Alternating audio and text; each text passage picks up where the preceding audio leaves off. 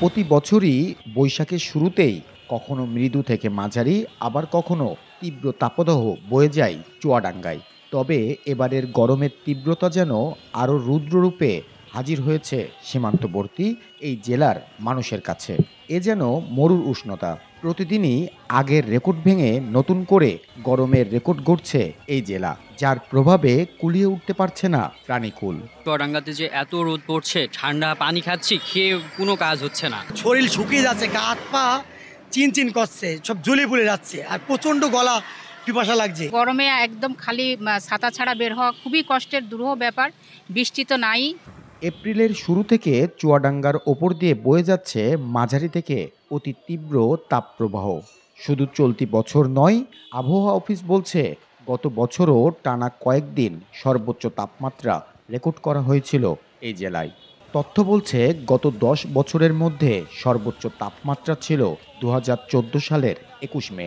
সে সময় তাপমাত্রা রেকর্ড করা হয়েছিল 43.2 ডিগ্রি সেলসিয়াস।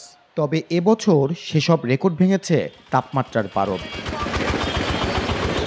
তবে উষ্ণতার এই কারণ হিসেবে বিশেষজ্ঞরা বলছেন পুকুর, জলাশয়, নদী, নালা, খাল, বিল ভরাট হচ্ছে দিনের পর দিন, গড়ে উঠছে অসংখ্য স্থাপনা। সেই সাথে পাল্লা দিয়ে কমছে বনাভূমি। তাই সময়ের সাথে উষ্ণ হচ্ছে প্রকৃতিও। আর আবহাওয়া কর্মকর্তারা বলছেন আন্তর্জাতিক কর্কটক্রান্তি রেখা এই জেলার উপর দিয়ে যাওয়ার কারণে তাপমাত্রা বেশি অনুভব হওয়ার অন্যতম কারণ। ভৌগোলিকভাবে চুয়াডাঙ্গা জেলা কর্কটক্রান্তি রেখার কাছাকাছি হওয়ায় সূর্যের তাপ চুয়াডাঙ্গা জেলার উপরে খুব প্রখরভাবে দেয়। তাছাড়া ভারতের পশ্চিমবঙ্গ, চুয়াডাঙ্গা জেলা এবং এর আশেপাশের জেলাগুলো সমতল ভূমি হওয়ার কারণে পশ্চিমবঙ্গ থেকে গরম হাওয়া পরিবহন পদ্ধতি খুব দ্রুত ছড়িয়ে পড়ে। ভাটাগুলোতে সম্পূর্ণ বৃক্ষের খড়ি ব্যবহার হয়, এখানে কোনো কয়লা ব্যবহার হয় না। এই কারণে চুয়াডাঙ্গার গাছগাছালি কর্তন হচ্ছে। সেই তুলনায় চুয়াডাঙ্গায় বৃক্ষরোপণ নেই বললে চলে। জেলা প্রশাসক বলছেন গরমের এই তীব্রতা কমাতে নিতে হবে দীর্ঘমেয়াদী পরিকল্পনা, বাড়াতে হবে গাছ আর জলাশয়। মনুষ্য সৃষ্ট অনেকগুলো কারণ রয়েছে যেগুলো এই তাপপ্রবাহকে প্রলম্বিত করতে সহায়ক হিসেবে কাজ করছে। 12 থেকে 13% মতো জলাশয় আছে।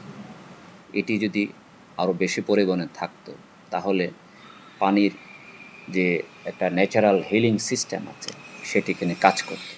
2022 সালের 24 ও 25 এপ্রিল মৌসুমের সর্বোচ্চ তাপমাত্রা রেকর্ড করা হয়েছিল 41 ডিগ্রি সেলসিয়াস।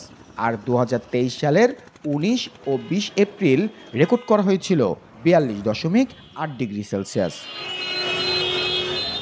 অনিক চক্রবর্তী, এখন চুয়াডাঙ্গা।